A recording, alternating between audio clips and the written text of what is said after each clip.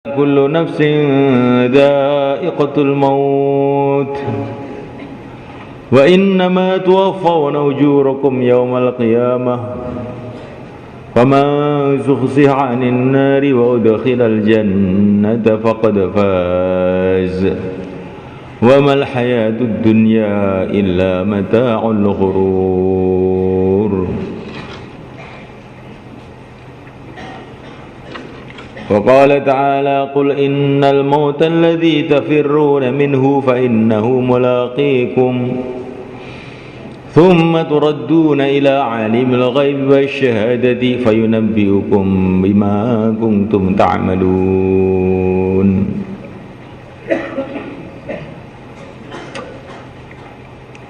Hadirin dimuliakan, kita datang ke dunia ini bukanlah atas mau kita. Manusia datang ke dunia ini bukan atas maunya manusia. Manusia datang ke dunia ini bukan maunya raja-raja, bukan maunya cendekiawan-cendekiawan, bukan maunya filosof-filosof, bukan maunya pemerintahan-pemerintahan, bukan maunya departemen-departemen, bukan maunya DPR, MPR. Manusia datang ke dunia ini atas kehendak Allah Subhanahu wa ta'ala. Manusia datang ke dunia ini adalah programnya Allah Subhanahu wa ta'ala. Dunia ini terjadi bukan atas maunya manusia. Matahari beredar, bulan-bulan berjalan, angin berembus, adanya lautan, adanya daratan, bukan atas kemauan manusia, tapi atas kemauan Allah Subhanahu wa ta'ala, pencipta segalanya, pencipta alam semesta ini, pemilik alam semesta ini. Kita ini miliknya Allah, kita ini ciptaan Allah, kita ini di bumi Allah, di bawah kolong langit Allah, makan rizki dari Allah, menghirup udara milik Allah. Kita tidak punya apa-apa di dunia ini. Cuman kita ini merasa punya ini, punya itu, merasa punya anak, merasa punya istri, merasa punya sawah, merasa punya ladang, merasa punya negara, merasa punya ini, merasa punya itu. Merasa tok sebetulnya. Sebetulnya tidak punya apa-apa. Kita ini tidak punya modal apa-apa di dunia ini. Semua milik Allah Subhanahu wa ta'ala. Tapi kita ini tidak mau itu dilepas itu. Pokoknya ini milik saya. Ini sudah ada sertifikatnya ini. Sudah ada petoknya.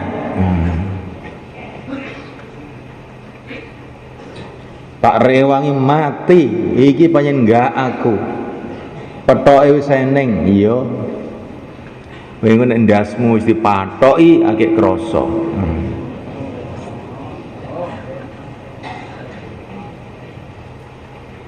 Manusia baru tersentak, manusia baru tersadar bahwa dia tidak punya apa-apa ketika kematian telah datang. Ternyata saya tidak punya apa-apa.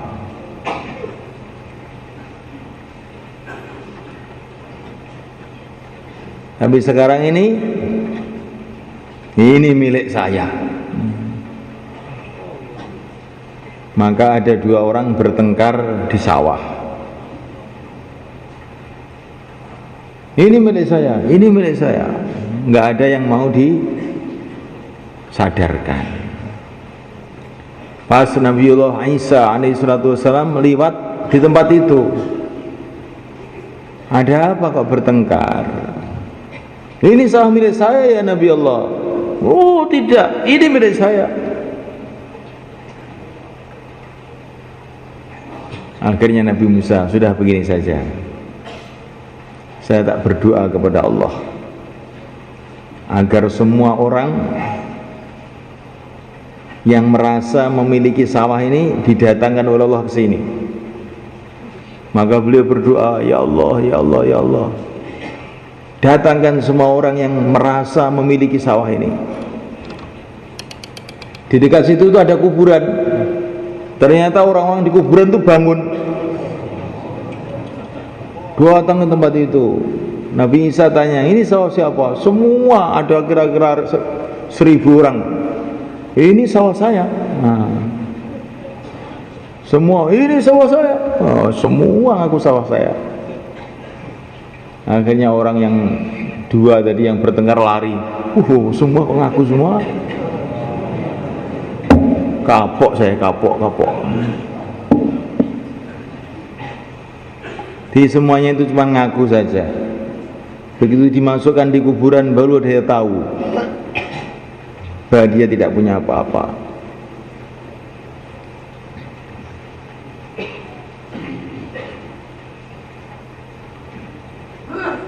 Maka saya melihatkan Allah Ta'ala, manusia ini tidak punya apa-apa, semua milik Allah. Manusia datang ke dunia atas kehendak Allah. Dulu kita tidak ada di dunia ini, kemudian Allah telah datangkan kita di dunia ini. Ada yang didatangkan di Temboro, ada yang di Kalimantan, ada yang di Cina, ada yang di Belanda, menurut kehendak Allah SWT. Kemudian kita di dunia ini tidak lama, beberapa hari, beberapa tahun di dunia ini, kemudian kita harus meninggalkan dunia ini. Siapa saja, orang miskin, orang kaya, orang sakit, orang sehat, pejabat maupun rakyat, tidak peduli siapa saja, tidak boleh berlama-lama di dunia ini. Orang-orang jahat juga tidak boleh berlama-lama di dunia ini. Orang-orang suci pun juga tidak boleh berlama-lama di dunia ini. Kenapa? Karena Allah Subhanahu wa Ta'ala menciptakan manusia ini bukanlah untuk dunia ini, tetapi Allah menciptakan manusia ini untuk kehidupan akhirat yang selama-lamanya. Kata siapa itu? Kata Allah. Pokoknya mati ya sudah, selesai. Itu kan kata kamu. Kamu itu ikut apa? Kamu itu loh di dunia itu ikut apa? Kok ikut ngomong itu loh. Apa dunia ini program kamu? Ini program Allah. Katanya yang punya program setelah mati itu di akhirat selama-lamanya. Ini kata Allah yang dibawa oleh utusannya, para nabi, para rasul, yang terakhir baginda Muhammad SAW. Maka mati itu bukanlah mati. Mati itu permulaan hidup yang selama-lamanya. Mati itu bukanlah mati. Mati itu perpindahan dari alam dunia menuju alam akhirat. Dari kehidupan yang sementara kepada kehidupan yang kekal abadi, yang selama-lamanya. Jutaan tahun, miliar tahun, triliun tahun, tidak ada habisnya. Kayak apa akhirat itu? Kehidupan gak ada habisnya.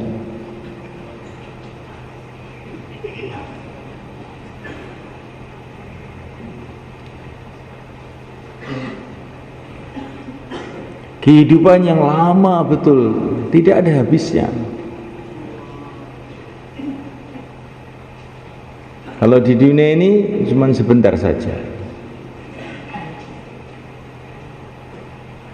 Malam Jumat seperti ini, malaikat. Malam Jumat seperti ini, satu saat kita sudah di akhirat. Ini malam Jumat ini masih di Temboro. Malam Jumat lagi di Temboro lagi.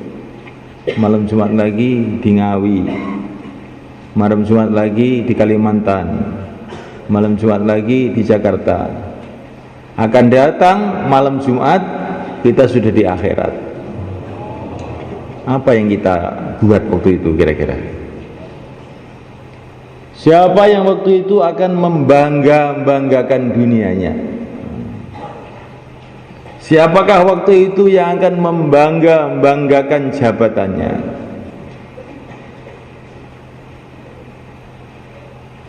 Dunia sudah tidak ditinggalkan, sudah habis. Maka waktu itulah manusia akan menyesal.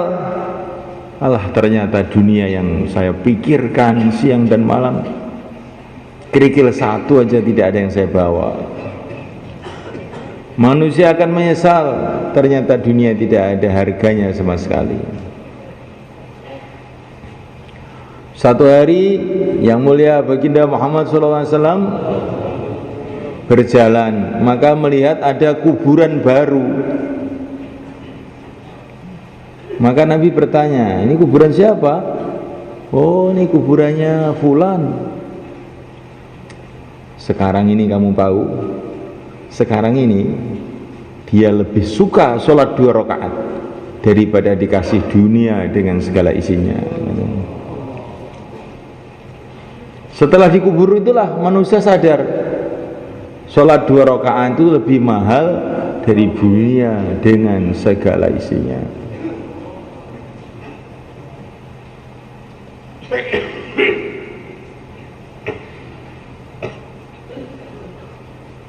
Kalau kita sekarang ini duduk dikasih uang 1 miliar, mungkin kita akan gembira, sangat gembira. Kalau 1000 miliar lebih gembira lagi, mungkin bisa mati saking gembiranya. Mungkin kita tidak akan tidur, tidak akan bisa makan saking gembiranya. 2 rakaat, nanti sebentar lagi kita akan paham nih. Kalau sekarang tidak paham, sebentar lagi akan paham. Ketika kita dikubur kita, 2 rakaat lebih mahal dari dunia dengan segala isinya.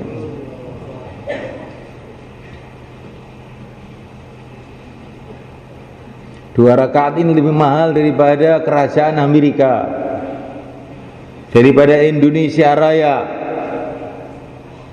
daripada negara jiran Malaysia. 2 rakaat itu lebih mahal dari negara Jepang, negara Cina, Belanda, dengan segala teknologinya, kemewahannya, tetek bengeknya. 2 rakaat lebih mahal dari semua teknologi yang dikumpulkan oleh manusia. Qul bi fadlillah wa bi rahmatihi fabidzalika falyafrahu huwa khairum mimma yajma'un. Ini agama lebih mahal daripada yang dikumpulkan orang-orang kafir, orang-orang ahli dunia. Mereka mengumpulkan harta, mengumpulkan emas, mengumpulkan teknologi, mengumpulkan ini, mengumpulkan itu, semua akhirnya habis, nul pudul, tidak ada harganya apa-apa. Tapi sholat 2 rakaat akan kekal selama-lamanya.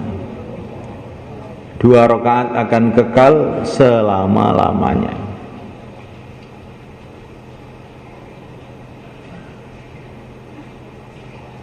Hadirin dimuliakan Allah Ta'ala, seumpama kita sekarang duduk di akhirat melihat orang-orang dunia ini, maka kita ini akan merasa heran betul. Para malaikat merasa heran dengan manusia ini. Alangkah anehnya manusia ini, yang akan ke neraka pada gelak tertawa, jingkrak-jingkrak. Yang akan ke surga malah nangis siang dan malam karena takut. Yang akan masuk surga malah takut, nangis siang dan malam. Yang akan ke neraka malah gelak ketawa, guyonan siang dan malam. Ada lagi orang yang ketiga, orang yang dablek, yaitu orang yang duduk bersama temannya tapi tidak berbicara mengenai surga, tidak pula berbicara mengenai neraka. Maka malaikat lebih heran lagi, ini orang lebih aneh nih. Allah menciptakan surga yang begitu indah, tapi dia nggak ngomong sama sekali. Allah menciptakan neraka yang begitu mengerikan, sampai malaikat yang tidak mungkin masuk neraka pun ketakutan. Ketika Nabi Mi'raj bertemu dengan malaikat Mikail, tampak murung wajahnya. Maka beliau bertanya kepada Jibril, Jibril, kenapa itu Mikail nggak ada senyumnya sama sekali? Ya Rasulullah, setelah dia melihat neraka sampai sekarang dia tidak bisa senyum lagi. Padahal Mikail tidak akan dimasukkan ke neraka. Tapi manusia tidak pernah berpikir mengenai itu. Yang dipikirkan sekarang rumahnya bocor, bagaimana ditambal, mobilnya mau ditukarkannya lebih bagus. Yang dipikirkan mau nyunat nih, mau mantu. Yang dipikirkan mau beli sawah lagi. Yang dibelikan kapan panennya. Padahal ini akhirat sedang dibangun besar-besaran. Dibangun istana-istana dari emas, dari intan, untuk orang-orang yang taat kepada Allah. Disiapkan siksa yang dahsyat untuk orang-orang yang tidak taat kepada Allah. Maka manusia ini sebetulnya Masya Allah, kalau berpikir mengenai apa yang akan terjadi itu, nggak bisa makan enak semuanya kan, nggak bisa tidur nyenyak, nggak akan bisa duduk tenang. Mereka akan lari ke hutan-hutan, lari ke tanah-tanah lapang, berteriak-teriak saking takutnya kepada Allah Subhanahu wa taala. Semua manusia ini sadar.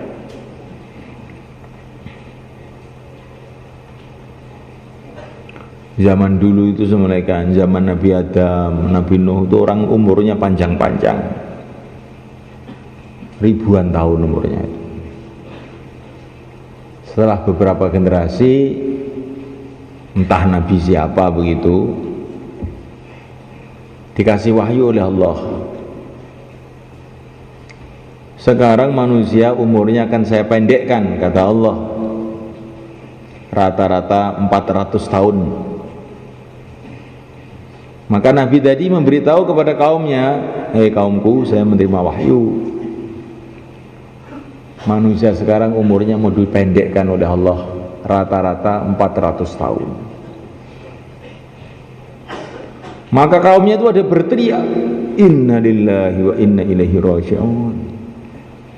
Kita cuma dikasih kesempatan 400 tahun saja untuk amal. Kalau begitu,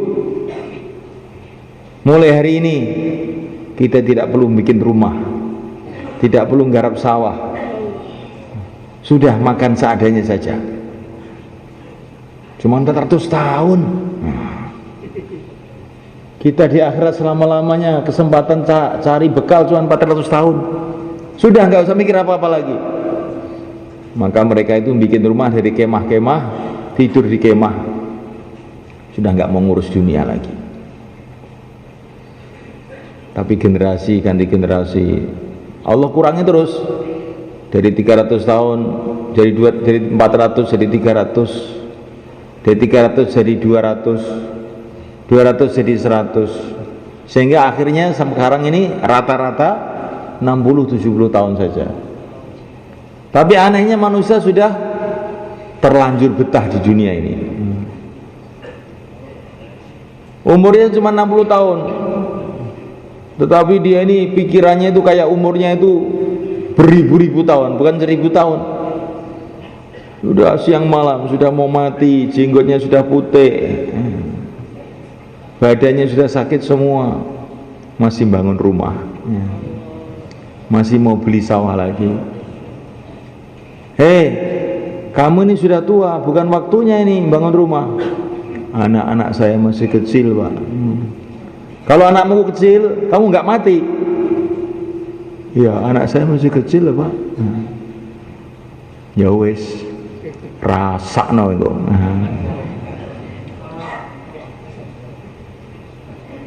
Manusia itu Masya Allah, heran betul.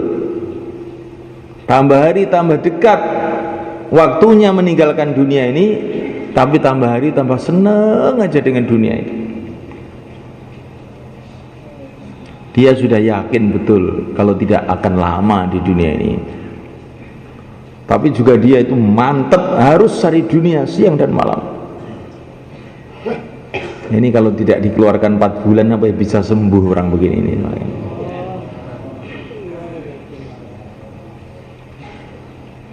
Maka kita ini dalam satu musibah besar. Musibahnya bukan sakit, bukan itu. Musibahnya itu sudah sakit tapi nggak mau juga mikir akhirat. Itu musibahnya itu. Tambah hari tambah dekat ke akhirat, tambah hari tambah lupa pada akhirat. Hari berlalu, bulan berlalu tanpa ada tambahan bekal ke akhirat. Ini jadinya bagaimana ini nanti semuanya kan? Kalau bicara akhirat itu macam main-main. Tapi kalau sudah bicara dunia, serius, sungguh-sungguh. Kamu lihat orang di kantor-kantor, tidak ada yang ngantuk, tidak ada yang tidur. Lihat pegawai-pegawai pajak yang di kampung-kampung narik pajak itu, tidak pernah absen. Tapi kalau jauh lah, ya kadang-kadang datang, kadang-kadang tidak. Tapi kalau malam istimewa, ya kadang-kadang datang, ya kadang-kadang tidak. Jadi kalau tahajud, ya kadang-kadang tahajud, ya kadang-kadang tidak. Jadi kalau dunia itu kok bisa istiqomah gitu. Padahal semua sudah tahu kita akan meninggalkan dunia ini.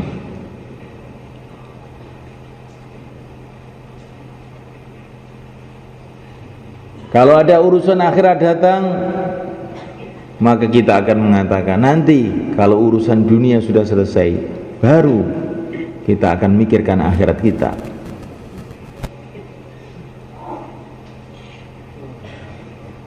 Tapi lagi kita sibuk dalam urusan akhirat, kok datang urusan dunia. Izin dulu Mer, ini ada urusan penting. Apa kuburan itu tidak penting? Apakah akhirat itu tidak penting? Ini masih ada kesibukan sehingga saya tidak bisa memikirkan akhirat lagi. Kalau kamu sibuk, apakah kamu tidak akan ke akhirat? Coba kita renungi betul perkara ini. Karena kita ini, ya kita inilah yang akan ke akhirat. Kita inilah yang akan masuk ke kubur. Kita ini pula yang akan kepada mahsyar. Kita ini pula yang akan ke neraka maupun ke surga. Kita ini juga yang akan menghadap kepada Allah.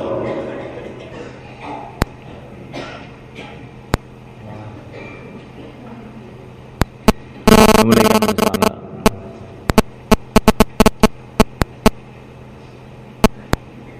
Maka kita